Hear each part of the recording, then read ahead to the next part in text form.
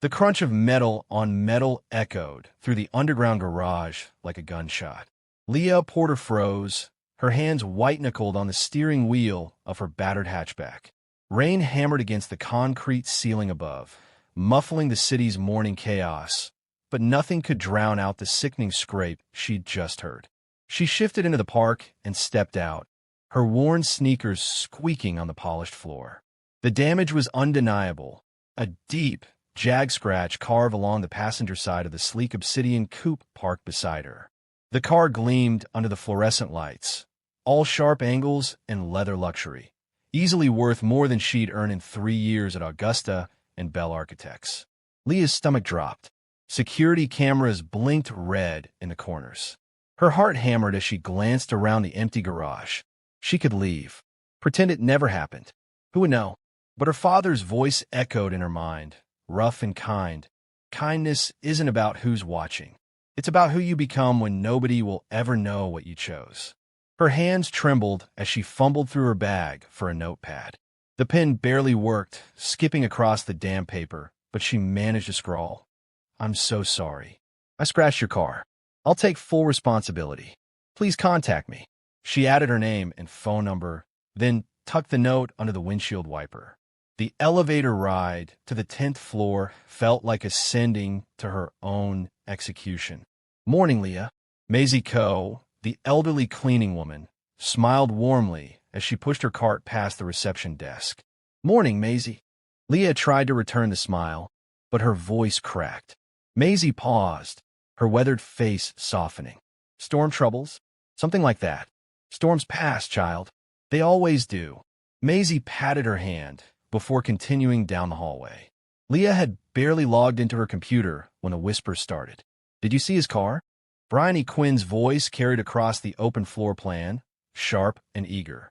The junior manager leaned against a cubicle partition, her designer heels clicking as she shifted her weight. "Someone scratched it. He's going to lose his mind." "Who would be stupid enough?" another voice began. "Maybe someone desperate for attention," Bryony interrupted, her gaze sliding toward Leah with calculated precision. Leah's phone buzzed. Unknown number. Her breath caught as she read the message. "My office. 9 a.m. The minute hand on the wall clock crawled forward with agonizing slowness. At 8:58, she stood, her legs feeling like water. "Where are you going?" Bryony asked, suddenly blocking her path. "Edric Vale doesn't summon receptionists." "He just did," Leah managed, stepping around her. The executive floor was a different world. Marble floors, glass walls, air that smelled like expensive cologne and ambition. Leah's reflection in the polished surfaces looked small and terrified, her second-hand blazer wrinkled from the morning rain. The secretary waved her through without a word. Edric Vale's office occupied the entire corner of the building. Floor-to-ceiling windows framed Rowan City skyline like a painting. The man himself stood with his back to the door, hands clasped behind him, staring out at the rain-soaked streets below. "Sir," Leah's voice barely rose above a whisper. He turned slowly, and her breath caught. The office gossip hadn't done him justice. Edric Vale was tall, broad-shouldered, with sharp features that seemed carved from marble.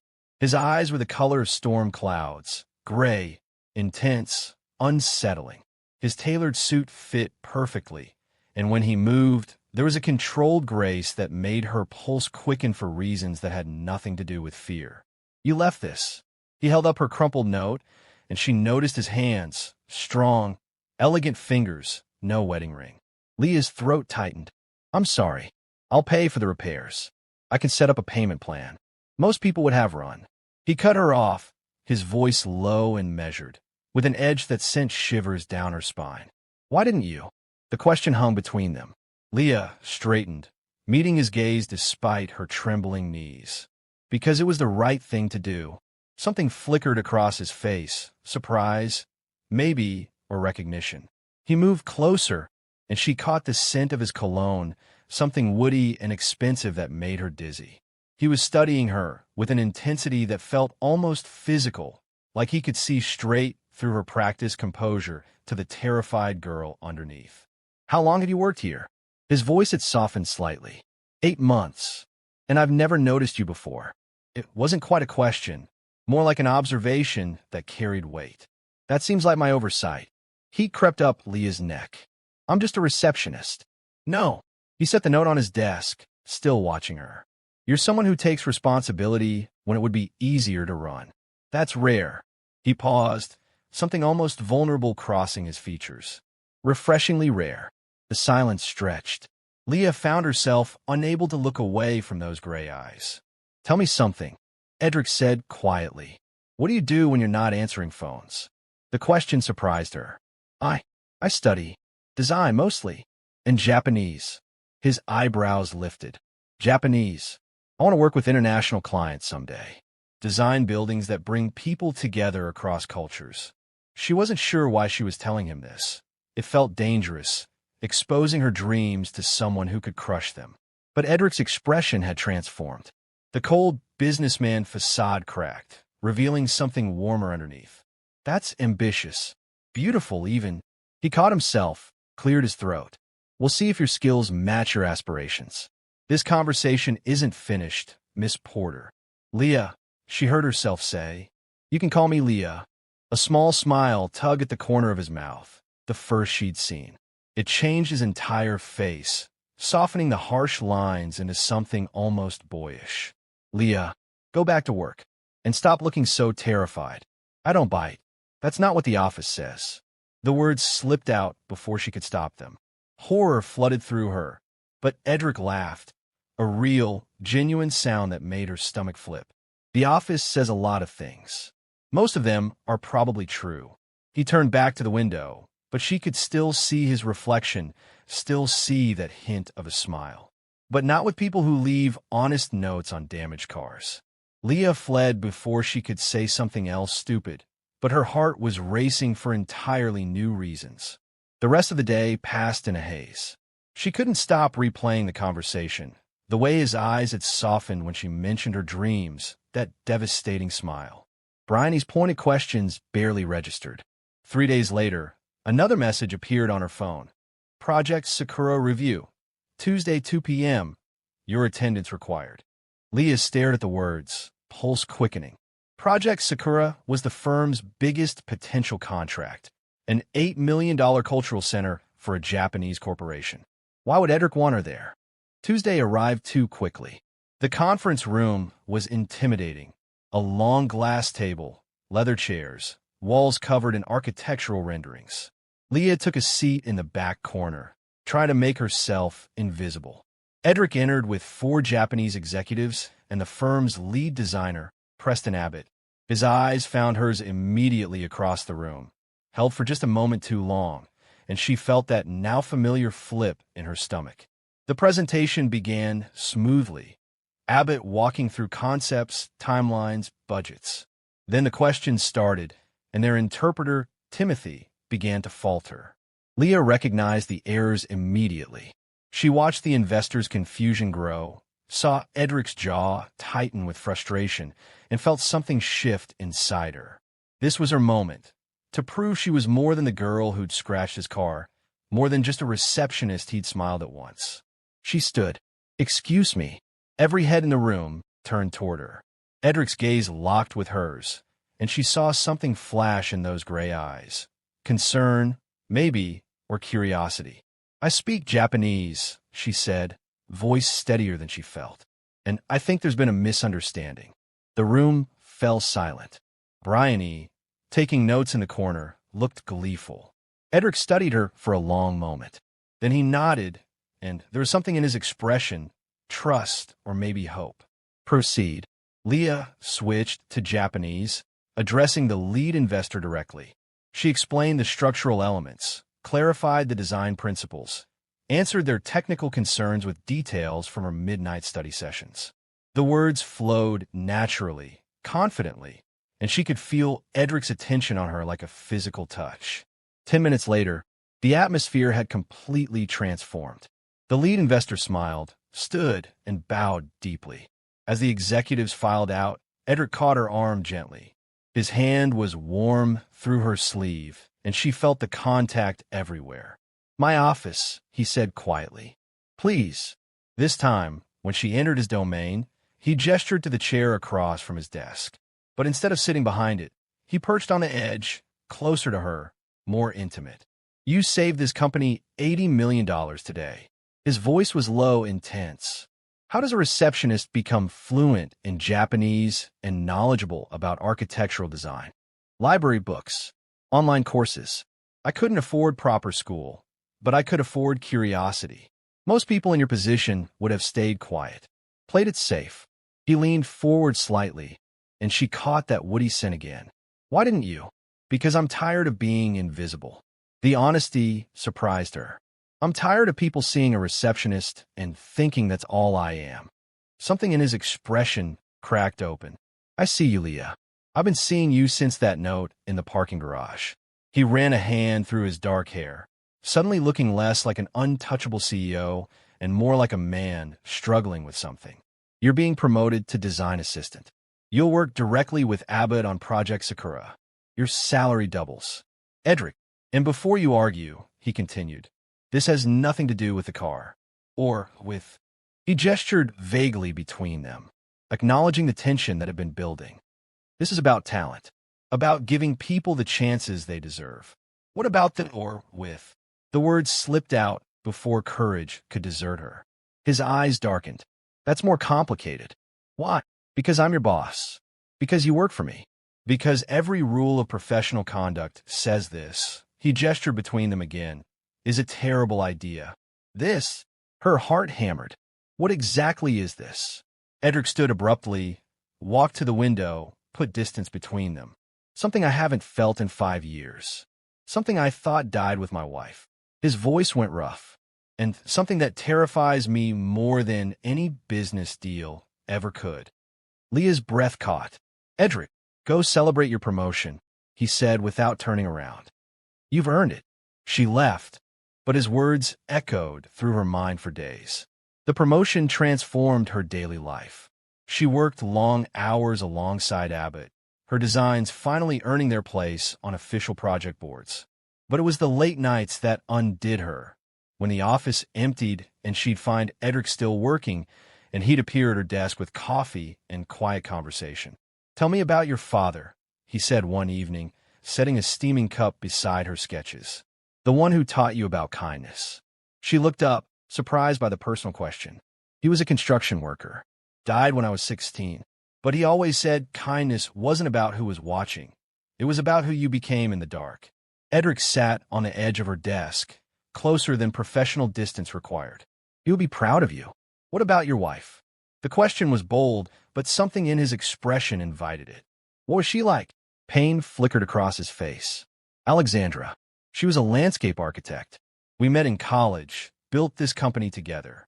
5 years ago, a drunk driver ran a red light. He stared at his hands. I became someone else after that. Someone cold. Efficient. I forgot that buildings are supposed to be more than just structures. They're supposed to be homes, gathering places, spaces where life happens. And now, Leah asked softly. His gray eyes met hers, intense and vulnerable. Now I'm remembering. Because of a crumpled note. Because of a woman brave enough to take responsibility for a mistake. Because of you. The air between them felt charged, electric. Leah's pulse raced as Edric reached out slowly, giving her time to pull away, and tucked a loose strand of hair behind her ear. His fingers lingered against her cheek. This is still a terrible idea, he whispered. I know. You work for me. I know. If we do this, people will talk. They'll say you slept your way to a promotion. They'll make your life difficult. Let them talk. Her voice came out breathier than intended. I'm tired of living small because of what other people might think. Edric's thumb traced her jawline, and she shivered. You're remarkable. Do you know that? Before she could answer, before she could think, his phone buzzed loudly on his desk. They sprang apart like teenagers caught by parents. Edric grabbed the phone, checked the message, and his expression shifted back to business mode. The investors want a progress update tomorrow morning. His voice was carefully professional again, but his eyes still held heat. We should both get some rest. Leah gathered her things, trying to calm her racing heart. At the door, she paused. Edric, yes. For what it's worth, I think it's a terrible idea, too. But some terrible ideas are worth the risk. His smile was slow, devastating. Get out of here before I do something we'll both regret. Or not regret. That's the problem. I can't tell anymore. She left, but the feeling of his fingers against her skin lingered for hours. For 2 glorious weeks, Leah existed in a state of suspended possibility. Work consumed her days, designs, meetings, revisions. But the nights were something else entirely. She and Edric developed an unspoken routine. Working late, sharing coffee, talking about everything except the tension that simmered between them. Why architecture? She asked one evening, studying a rendering of the Sakura project. Edric leaned against her desk, so close she could feel his warmth. Because my mother died when I was 12, and my father fell apart. I spent a lot of time in libraries, museums, anywhere that felt stable. I realized buildings could be anchors, places that held people together when everything else fell apart. That's beautiful. It's lonely. The admission seemed to surprise him. I've spent 5 years building things, but forgetting to build connections. Forgetting that the point of a home is the people in it. You're not alone now, Leah said softly. His hand covered hers on the desk. No, I'm not. Then her world exploded. Friday night, security called. Miss Porter, we need you to come in. There's been an incident. At the office, they showed her emails, confidential project Sakura documents sent to a competitor from her account. Her stomach plummeted. I didn't send these. Her voice sounded distant, strange. The metadata says otherwise. The IT director looked apologetic. Bryony, wearing false sympathy, said, corporate espionage is serious. Leah, maybe the pressure. She didn't do it. Edric filled the doorway, his presence commanding. But when his eyes met Leah's, she saw something that hurt more than the accusations. Doubt, just for a flicker, before he buried it. That flicker was enough. Her eyes burned. You actually think I might have? No. But he'd hesitated. Just for a second, but she'd seen it. Miss Porter is suspended pending investigation, the IT director said. Edric's jaw tightened. Pull the security footage. All of it. And badge access logs. Do it now. Leah walked out before tears could fall, and she didn't look back. The weekend was a nightmare of shame and isolation. Colleagues who'd congratulated her now avoided her. Someone scrawled, traitor, on her locker. And Edric didn't call. That last one hurt the most. Sunday evening, Maisie appeared at her apartment with soup and quiet comfort. He doubted me, Leah whispered. Just for a second, but he did. Maisie squeezed her hand. Fear makes people doubt everything, even themselves. Give him time. What if I can't trust him after this? Then you'll know. But truth has a way of clearing fog, child. Wait for it. Monday morning, Edric's secretary called. All staff meeting. 9 a.m. The conference hall was packed when Leah arrived. She slipped into the back row, trying to disappear. Then Edric entered, and despite everything, her traitorous heart still stuttered at the sight of him. His eyes found hers immediately. She saw regret there, and something desperate. This company was founded on 3 principles, he began. Excellence, innovation, integrity. Recently, I failed that last one. Confused murmurs rippled through the crowd. Last week, confidential documents were leaked. Miss Leah Porter was accused. The investigation is complete. He nodded to the IT director. Security footage filled the screen. Bryony, sitting at Leah's desk, typing frantically. Gasps echoed. Bryony went pale. That's not, she stammered. Your badge access confirms it, Edric said coldly. Security will escort you out. Bryony fled, and the room buzzed with shock. Miss Porter, Edric's voice softened. Please come here. Leah walked forward on trembling legs. When she reached the front, Edric addressed the crowd, but kept his eyes on her. This company values people who take responsibility for their mistakes and who refuse to compromise their integrity. Leah Porter embodies both. She's reinstated immediately with a formal apology. He paused, and with my personal apology for the doubt she never deserved to see in my eyes. The room applauded, but Leah could only stare at him. As the meeting dispersed, Edric touched her elbow gently. Walk with me, please. They ended up on the executive terrace, the city skyline glittering below them. Rain had given way to evening light, painting everything gold. I'm sorry. Edric's voice was raw. For that moment of doubt. For not calling. For. You hesitated. Leah interrupted quietly. When it mattered most, you hesitated. I know. He looked shattered. Alexandra's death destroyed my ability to trust anything good.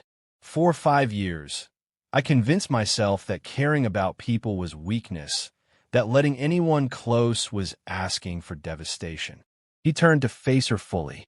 Then you crashed into my life, literally, and reminded me what it felt like to hope again. And when I saw those accusations, for just 1 second, I thought maybe I'd been fooling myself. Maybe trust was still just a fairy tale. And now, her voice barely carried. Now I know the fairy tale isn't trust. It's the lie that staying closed off keeps you safe. He pulled the crumpled parking garage note from his pocket. I've carried this for weeks. Do you know why? Leah shook her head, tears threatening. Because it reminded me that people can still choose integrity when it costs them everything. That kindness still exists. That maybe, just maybe, I could learn to hope again. He stepped closer. I hesitated for 1 second, Leah, but I've spent every second since then proving to myself and trying to prove to you that I trust you completely, that I believe in you, that I... He stopped, something vulnerable crossing his face. That you what? She whispered. That I'm falling in love with you. The words came out rough, honest, and it terrifies me because loving someone means they can destroy you, but not loving you, not risking this, that terrifies me more. Leah's breath caught. I'm scared too. You're my boss. You're a billionaire. You're supposed to be out of my league. Leagues are illusions created by people afraid to reach for what they want. Edric cupped her face gently. I don't want fear to win anymore. Do you? No, she breathed. Then let me earn your trust back. Let me prove that the doubt was just old fear dying, not who I actually am. Let me. Leah rose on her toes and kissed him. For a moment, Edric froze in surprise. Then his arms came around her, pulling her close, and he kissed her back like she was air and he'd been drowning. It was gentle and desperate and perfect, tasting of second chances and new beginnings. When they finally broke apart, both breathless, Edric pressed his forehead against hers. I'm keeping the scratch on my car. She laughed, the sound watery with tears. Why? Because it marks the moment everything changed. The moment I met the woman brave enough to leave an honest note. Brave enough to step into a boardroom and save a deal. Brave enough to forgive me for being afraid. His thumb traced her cheek. Some reminders are too valuable to erase.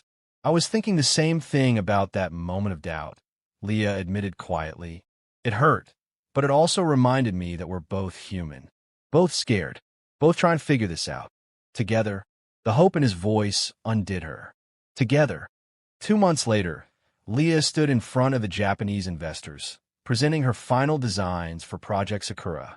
Edric watched from the side of the room, pride evident in his expression. When the investors erupted in applause, he was the first on his feet. Afterward, in the elevator, he pulled her close and whispered, "You're brilliant. Do you know that? You might have mentioned it once or twice." She grinned up at him, usually right before kissing me. Astute observation. He proceeded to prove her point. They'd been careful about public displays. Their relationship was still new, still fragile in some ways. But when Edric announced at the next staff meeting that they were dating, and that Leah's promotion had been earned entirely on merit months before they'd become involved, the support surprised them both.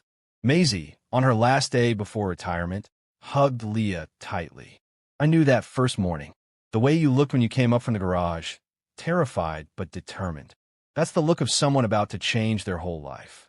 You changed it too, Leah whispered. You believed in me when no one else did. I just held up a mirror, child. You did the changing all by yourself. That evening, Leah found Edric on the terrace, their spot now. The city stretched below them, infinite and glittering. His scratch car was visible in the parking lot, the damage still proudly displayed. Penny for your thoughts? She asked, sliding under his arm. Thinking about the day you crashed into my life. Literally. He kissed the top of her head. Best accident that ever happened to me. Mine too. She tilted her face up to meet his eyes. Though I'm still paying off that scratch and kisses. Best payment plan ever. He demonstrated his approval of this arrangement thoroughly. When they finally came up for air, Leah rested her head against his chest, listening to his heartbeat. Do you ever wonder what would have happened if I'd just driven away? Every day. And every day, I'm grateful you didn't. His arms tightened around her. You taught me that the bravest thing we can do is be honest, even when it costs us everything. Especially then. You taught me that I'm allowed to want more, to be more, that I don't have to stay small to make other people comfortable. We taught each other, Edric corrected softly. That's what love does. It makes us braver than we could be alone. Below them, the city hummed with life and possibility. Somewhere, someone was probably making a mistake that would change everything. Somewhere, someone was choosing courage over convenience, integrity over safety, hope over fear. And in that moment, on that terrace, two people who'd found each other through honesty and second chances held each other close and chose love. Messy, terrifying, beautiful love over everything else. If you enjoyed this story of courage, integrity, and unexpected love, don't forget to subscribe for more tales that remind us why kindness matters. Drop a comment about your favorite moment. Was it the parking garage note, the boardroom rescue, or that first kiss on the terrace? And hit that like button if you believe in second chances and the courage to choose love even when it scares you. Because the best stories, the ones worth telling, are always about people brave enough to be honest, even when it costs them everything, and then brave enough to love, even when it might break them. Some scratches are meant to stay. Some reminders are too precious to erase.